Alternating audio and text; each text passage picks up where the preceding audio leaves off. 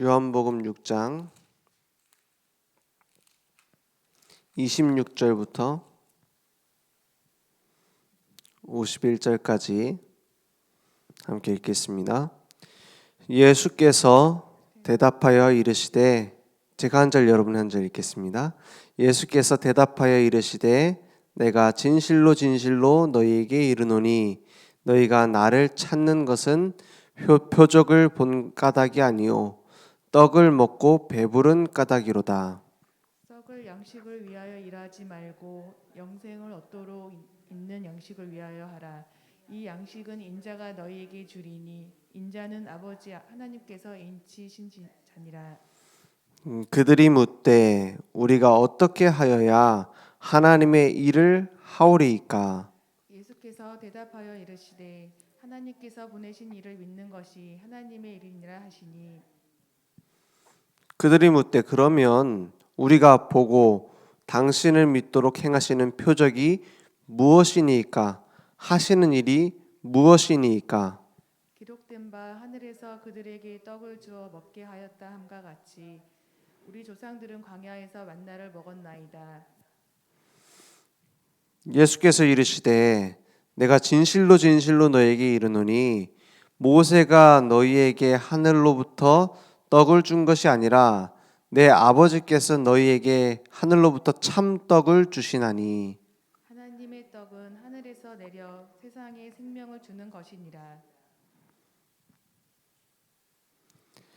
그들이 이르되 주여 이 떡을 항상 우리에게 주소서. 예수께서 이르시되 나는 생명의 떡이니 내게 오는 자는 결코 줄이지 아니할 터이요 나를 믿는 자는 영원히 목마르지 아니하리라. 그러나 내가 너희에게 이르기를 너희는 나를 보고도 믿지 아니하는도다 하였느니라.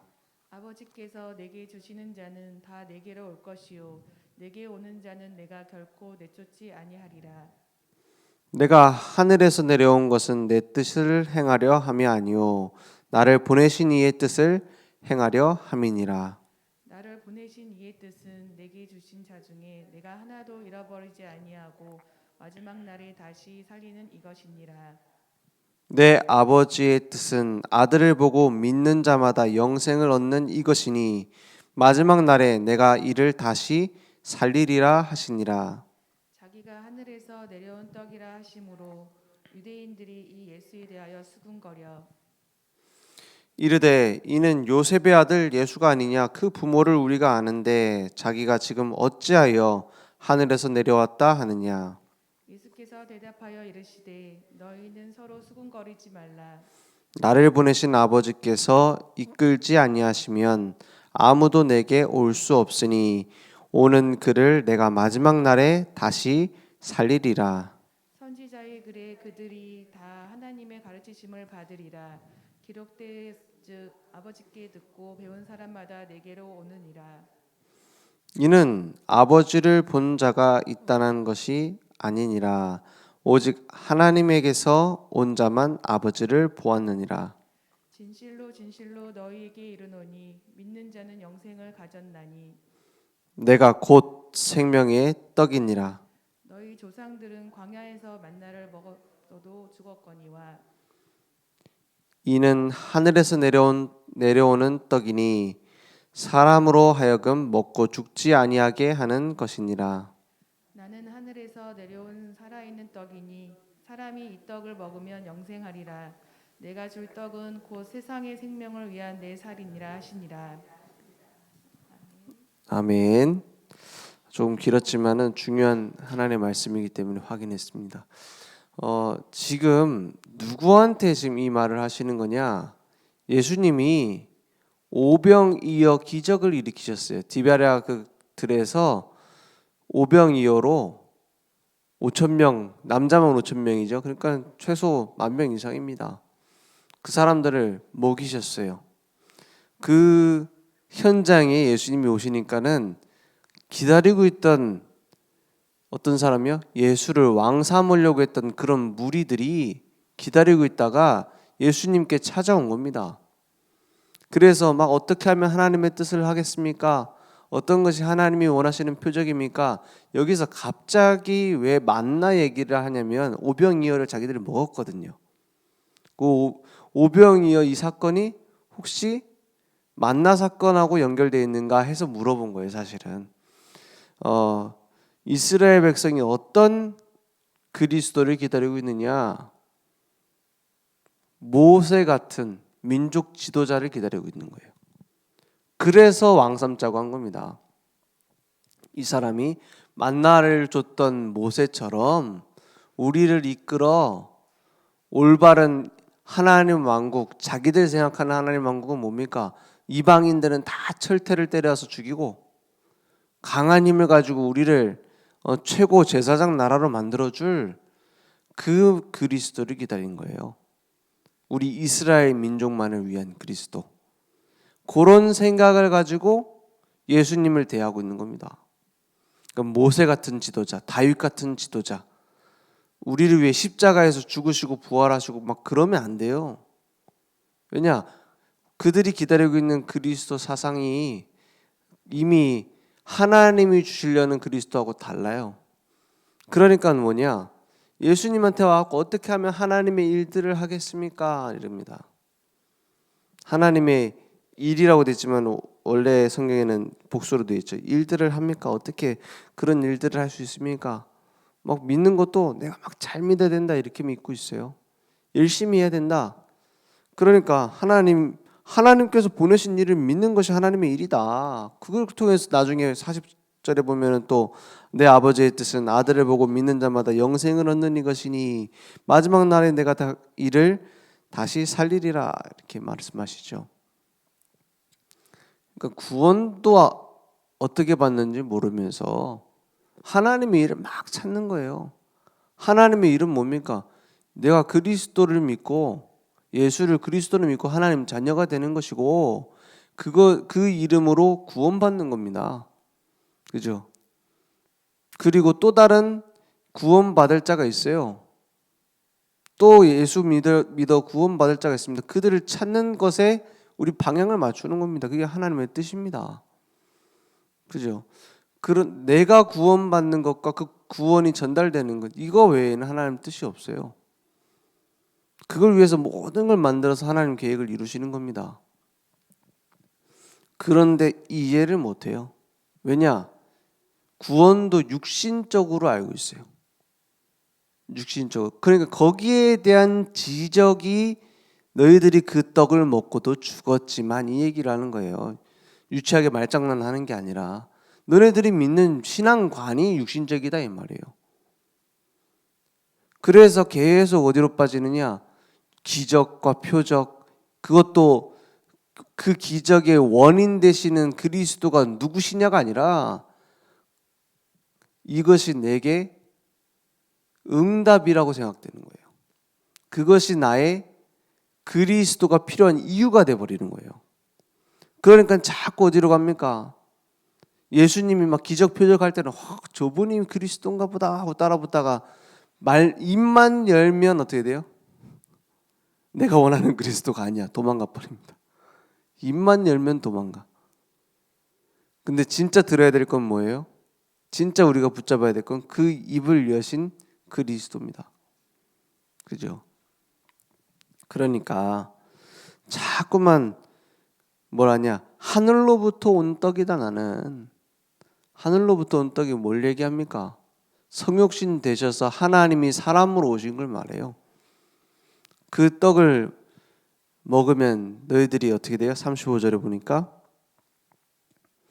나는 생명의 떡이니 내게 오는 자는 이 떡을 먹으면 결코 줄이지 아니할 터이요 나를 믿는 자는 영원히 목마르지 아니하리라 했어요. 예수님이 사마리아 여인이 정오에 나와가지고 뜨거운 낮에 나와서 다른 사람의 눈을 피하여 우물물을 들어온 여자에게 하신 말씀하고 똑같습니다. 나는 생명의 물이니 나를 마시는 자는 줄이지 않고 목마르지 않는다. 왜 그렇습니까? 지금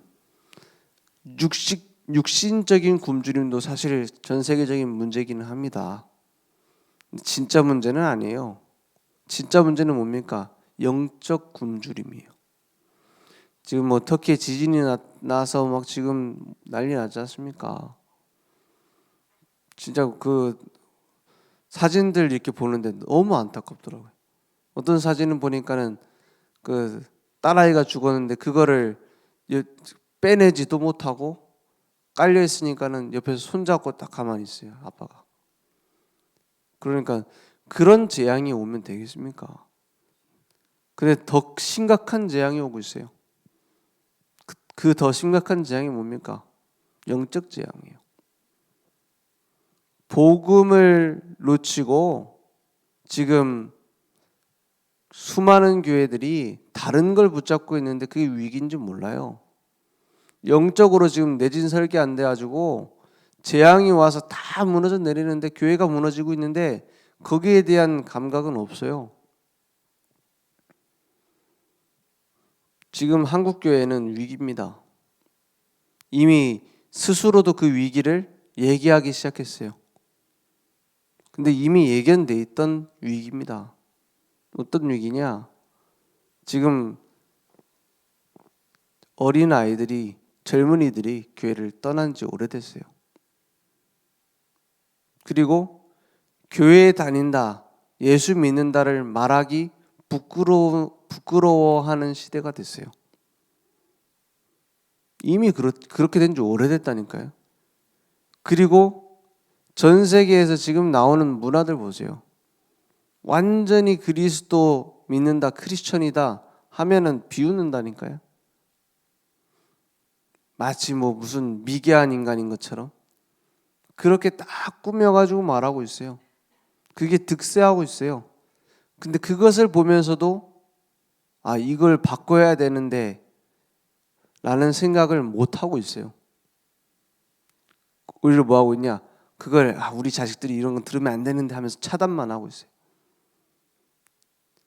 그래서 지금 하나님은 눈에 보이는 경고를 내고 있는 건지도 모릅니다. 말세가 되면은 지진과 기근과 질병이 돌 거라고 했어요. 그걸 비웃는 과학자들도 많았습니다. 코로나19 이런 게 돌아가지고 막 의료망을 뚫고 다닐지 예상 못했어요. 앞으로 의학이 발전되면 질병은 종결될 것이다. 이런 희망만 얘기했어요. 앞으로 과학이 발전되면은 인간은 행복해질 것이다. 이런 희망을 얘기했다니까요. 그렇게 됐습니까? 아닙니다. 만약에 그렇게 된다 할지라도 영적 문제는 못 막아요. 그죠?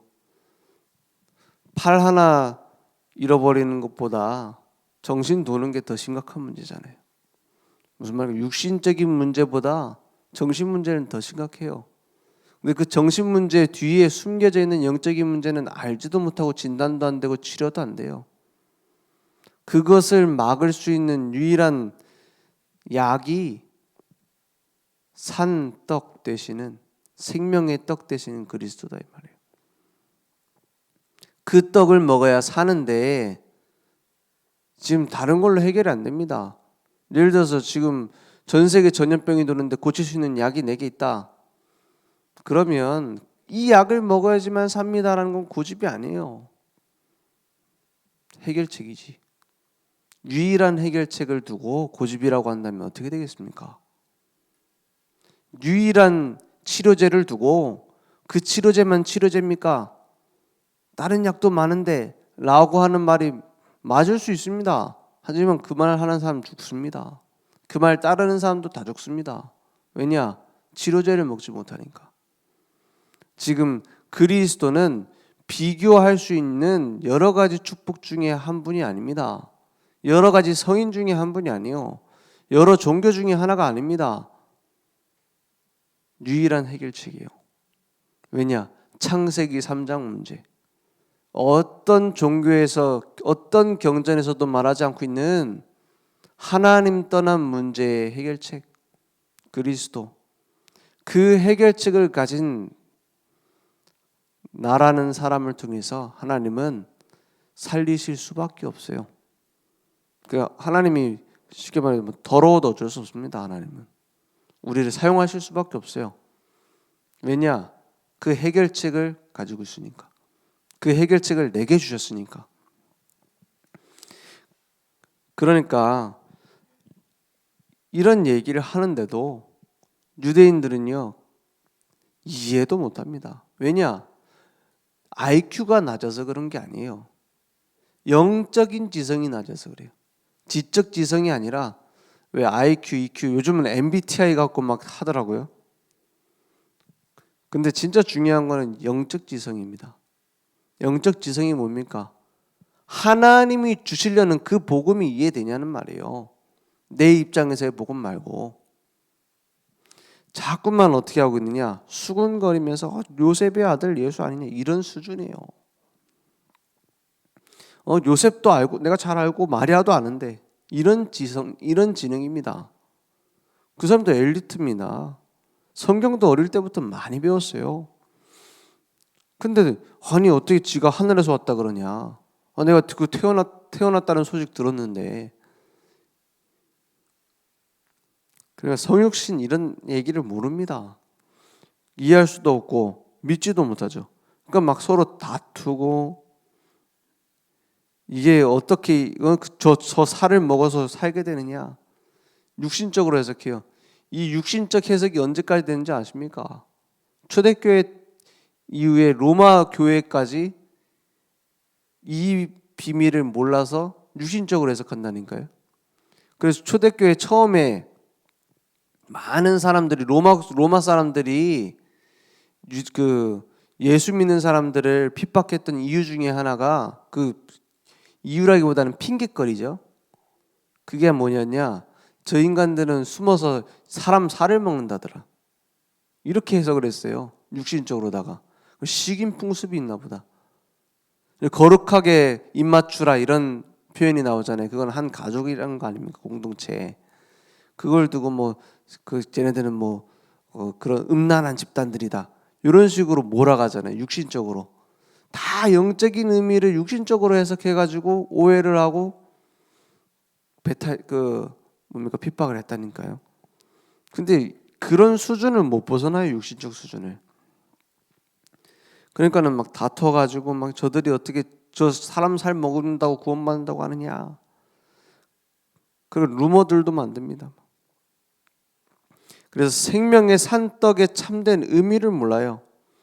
생명의 산떡을 먹으면 산다는 말이 무슨 말입니까? 죽은 우리에게 생명이 들어가야 돼요.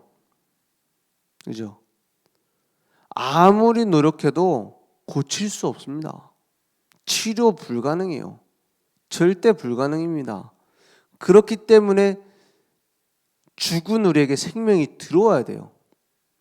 그게 생명의 산떡입니다. 허물과 죄로 죽었던 너희들에게 생명이 주어져야 되는 겁니다. 주셔야 되는 겁니다. 회복할 수 없기 때문에. 그래서 하나님이 우리에게 영생의 떡으로 오셨어요. 살아있는 떡으로. 그래서 이제 십자가의 고난을 얘기합니다. 그래서 예수님 자꾸 뭘 얘기하냐? 이것은 나의 피요, 이것은 나의 살이다 했어요. 그래서 떡을 먹고 포도주를 마시죠. 그게 성찬식 아닙니까? 그게 뭘 얘기합니까? 예수님의 십자가의 피로 그 생명으로 내가 죽었던 내가 살아난다 이 말이에요. 그걸 자꾸 얘기하는 겁니다. 그게 성찬 아닙니까? 그러면서 예수님과의 완전한 연합이 되어진 거예요. 56절에 보니까는 내 살을 먹고 내 피를 마시는 자는 내 안에 거하고 나도 그의 안에 거하나니 있어요. 영적 연합이 된 거예요. 그래서 요한복음 14장 16절에 17절에 보면은 너희 속에 너희와 함께 거하신다 했어요. 고린도전서 3장 16절에는 너희가 하나님의 성전인 것과 하나님의 성령이 너희 안에 거하는 것을 알지 못하느냐 했어요. 우리 안에 들어오셔서 영원히 함께 하시겠다는 거예요. 그래서 내가 그 안에, 그가 내 안에 있으면 누가 막습니까?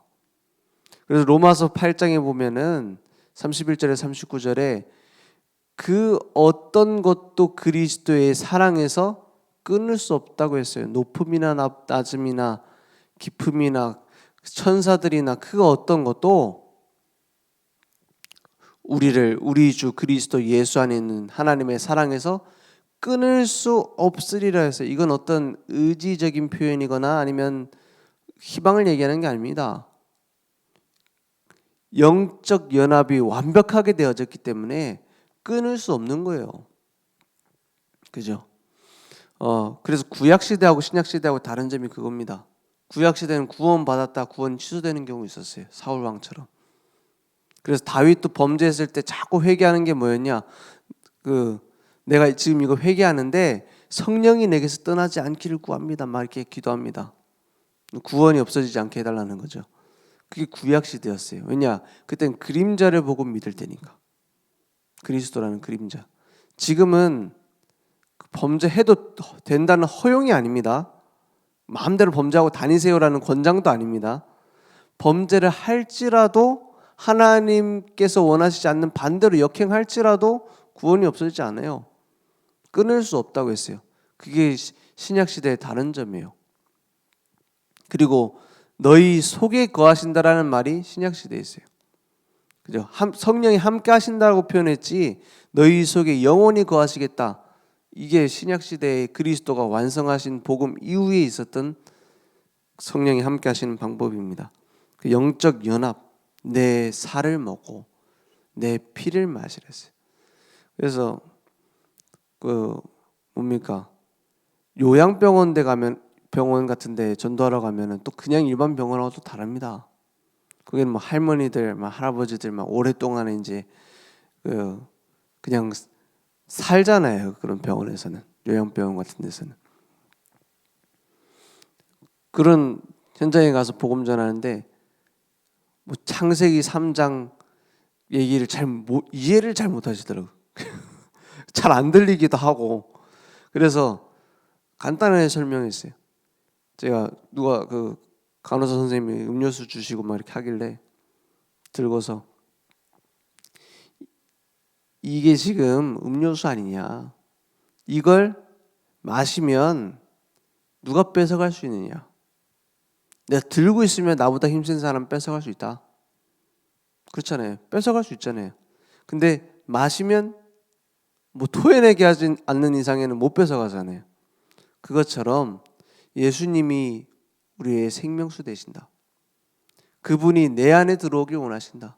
그래서 십자가에서 피 흘리시고 죽음을 이기고 부활하셨다.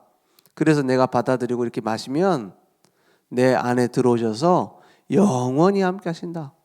그래서 누가 예수님 영접하시고 싶은 할머니 계시면 손 드십시오. 다 들어요. 다 마시겠대. 어딨니?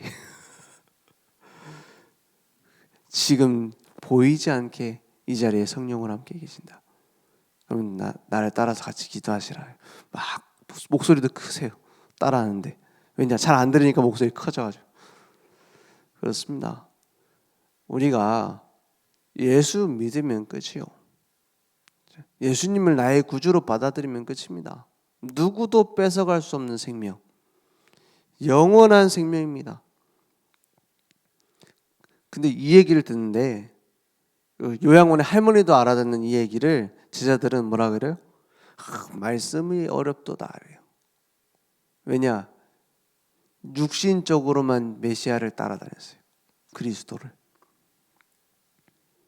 그러니까 믿지 않는 자도 있고 예수님을 팔 자도 있어요. 많은 사람들이 떠나갔어요. 그 12 제자들한테 뭐라 합니까?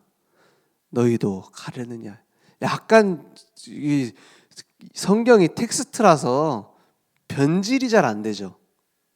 근데 아쉬운 점은 예수님이 어떤 말투였는지 궁금해요. 너희들도 가려느냐 이건지 너희들도 가려니 이건지 좀 궁금하긴 해요. 근데 베드로는 뭐라 합니까? 영생의 말씀이 여기 있으니 내가 어디 갑니까? 그러니까 베드로가 잘 못 깨달을 때도 많아요. 그럼 막 예수님 따라서 나도 물 위에 가겠습니다 하다가 막 빠져버리고 주는 그리스도시요 고백해놓고 십자가에서 죽으신다니까는 절대 그러면 안 됩니다. 막 붙잡기도 하고 좀 지금 우리가 복음을 깨닫고 난 뒤에 보면은 못 깨달았네 이런 부분이 많은데 결정적 순간에 보면은 은혜를 안 놓쳐요. 그러니까 영생의 말씀이 여기 있는데 내가 어디 갑니까? 그래서 우리도 실수할 수 있습니다. 연약할 수 있습니다. 언제나 말씀 앞에 나와야 돼요. 그죠? 그래서 저는 목사잖아요. 그러니까 어쩔 수 없이 예배드리러 올 때가 있을까요, 없을까요? 있어요. 있다니까. 어쩔 수 없이 말씀 전하러 가야 될 때도 있어요. 오늘은 아닙니다. 오늘은 내 속에서 왔는데 어쩔 수 없이 말씀 전하러 가야 될 때 있다니까요. 근데 그거의 은혜입니다. 그죠? 그게 은혜예요. 어쩔 수 없이 들으러 제일 막 예를 들어서 오늘은 좀 진짜 예배 드리기 싫은데 이럴 때도 있어요. 사람이니까. 그때 하나님의 은혜가 제일 크더라고요. 왜냐? 영생의 말씀이 여기 있는데 어디 갑니까? 그죠? 그러니까 우리는 그리스도의 사랑에 잡힌 자입니다. 그래서 생명의 산떡의 응답과 축복 무궁무진합니다. 그래서 하나님은 무한하신 분이세요. 하나님이 무한하시기 때문에 주실 수 있는 게 초월적 응답입니다. 그래서 광야에서 먹던 떡과 비교되지 않는 영생의 떡, 그 생명의 떡으로 나의 영적인 상태 바꾸실 수 있어요. 그죠? 하나님만 바꿀 수 있습니다. 내가 아무리 노력해도 안 바뀌어요. 그리스도의 생명으로 나의 영적인 상태가 바뀌고 이제는 하나님의 자녀가 되는 유일한 답도 그 생명의 떡, 나의 모든 메말라 있는 부분들을 살리는 것도 그 생명의 떡으로 가능합니다. 나의 갈급함을 채워주는 것도 예수 생명의 떡. 그래서 이 시대는 가면 갈수록 죽은 떡으로 잠깐의 쾌락을 위해서, 잠깐의 평안을 위해서 몸부림치는 시대가 됐습니다. 그들에게 영원히 줄이지 않고 영원히 목마르지 않을 수 있는 생명의 떡을 전달하는 증인으로 우리를 부르셨어요. 그래서 전도자로 날마다 우리를 남은 자, 순례자, 정복자의 길 가게 하실 줄 믿습니다. 오늘 언약 붙잡고 기도하겠습니다. 하나님 감사합니다. 오직 그리스도 그 생명의 떡으로만 우리의 갈급함이 채워지며 그 생명의 떡으로만 현장 살리는 응답이 되어질 줄 믿습니다. 오늘 영적으로 굶주려 있는 현장에 이 생명을 전달하는 올바른 교회가 세워지게 하시며 그 교회를 통하여 세계복음화 땅끝까지 237까지 살릴 수 있도록 역사해 주시옵소서. 지금은 우리 주 예수 그리스도의 은혜와 하나님의 무한하신 사랑하심과 성령님의 내주인도 역사 충만하신 은혜가 생명의 떡 되시는 그리스도, 산떡 되시는 그리스도, 그 언약으로 충만하여 현장 살릴 우리 모든 전도자들 머리 위에, 온라인으로 모바일로 함께 예배드리는 늘 좋은 교회와 현장 후대 위에 지금부터 영원토록 항상 함께 있을지어다. 아멘.